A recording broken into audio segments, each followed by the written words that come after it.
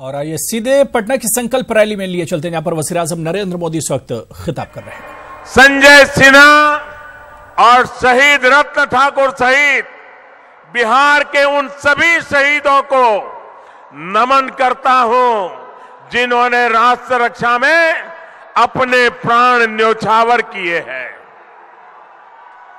शहीदों के परिवारजनों के साथ पूरा देश खड़ा है, उनके त्याग को नमन कर रहा है।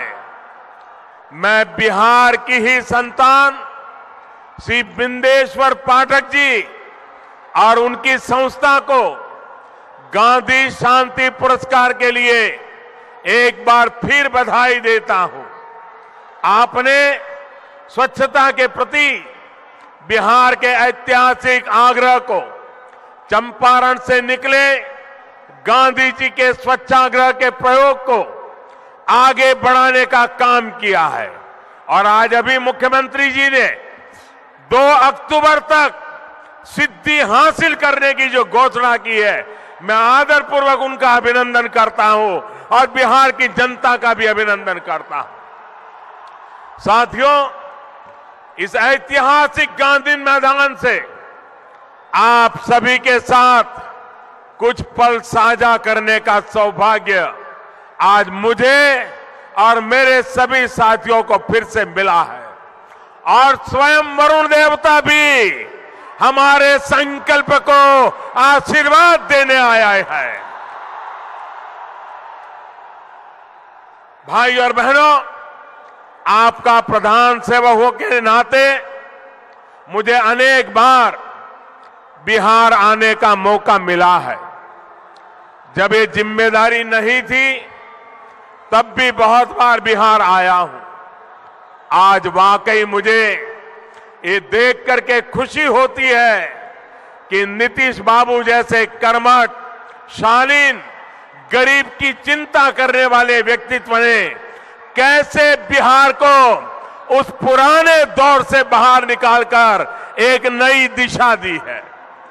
जिस राज्य में इतनी प्रतिभा हो, जहां के नौजवानों में इतना सामर्थ्य हो, जो देश की ब्यूरोक्रेसी से लेकर राजनीति तक अपना सकारात्मक प्रभाव दिखा रहा हो, उस बिहार को एक भंवर से निकालने का काम नीतीश जी और सुशील जी की जोड़ी ने और यहां की एनडीए की पूरी टीम ने एक अद्भुत काम किया है।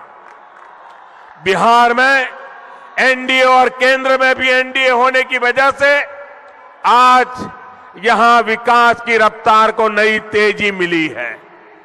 अब तो पटना में मेट्रो का काम भी शुरू हो चुका है। यहां की ट्रैफिक व्यवस्था अब सीएनजी आधारित होने वाली है। साथ में पटना के लोगों को अब पाइप के माध्यम से सस्ती और अच्छी गैस भी मिलने लगेगी। नीतीश जी ने नल से जल देने का बीड़ा उठाया है और अब पाइपलाइन से गैस का काम भी होने वाला है। ये पटना को स्मार्ट बनाने की प्रक्रिया को और गति देने वाला है। साथियों, ये जो बदलाव आ रहा है उसके लिए फिर एक बार नीतीश जी, सुशील जी और एनडीए की पूरी टीम अनेक अनेक अभिनंदन के अधिकारी है, अनेक अनेक बधाई के पात्र है।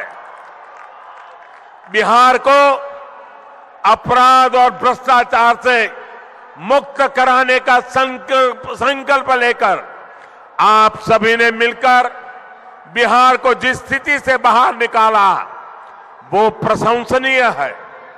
भाई और बहनों, बिहार ने विकास की जिस रफ्तार को पकड़ा है वो और गति पकड़े, इसके लिए केंद्र की एनडीए सरकार ने निरंतर प्रयास किया है।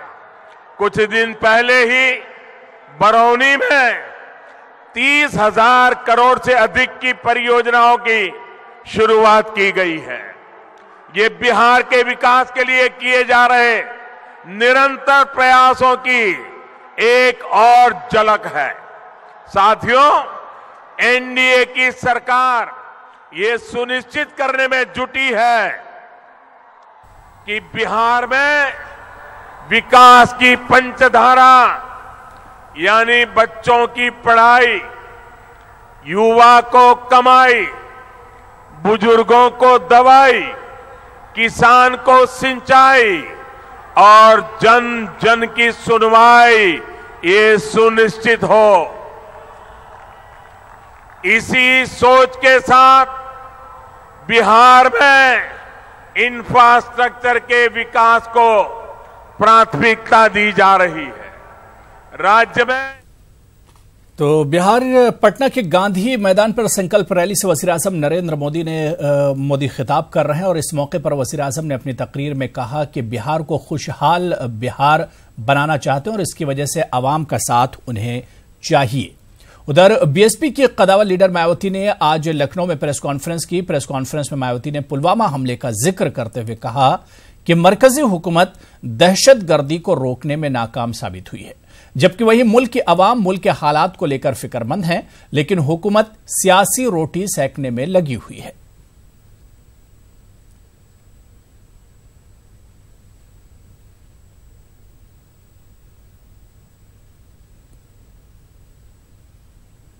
स्टेट में पिछले कुछ दिनों से यहाँ आए दिन हो रहे आतंकी हमलों को लेकर जो वर्तमान में हालात बने हुए हैं, तो उससे एक तरफ हमारा पूरा देश बहुत ज़्यादा चिंतित व दुखी भी है, तो वहीं दूसरी तरफ इसकी आड़ में बीजेपी व खासकर प्रधानमंत्री श्री नरेंद्र मोदी जिस प्रकार से अपनी सरकार की कमियों व विफलताओं पर पर्दा डालने की पूरी कोशिश में लगे हुए हैं, तो ये सब देश की आम जनता से छिपा नहीं।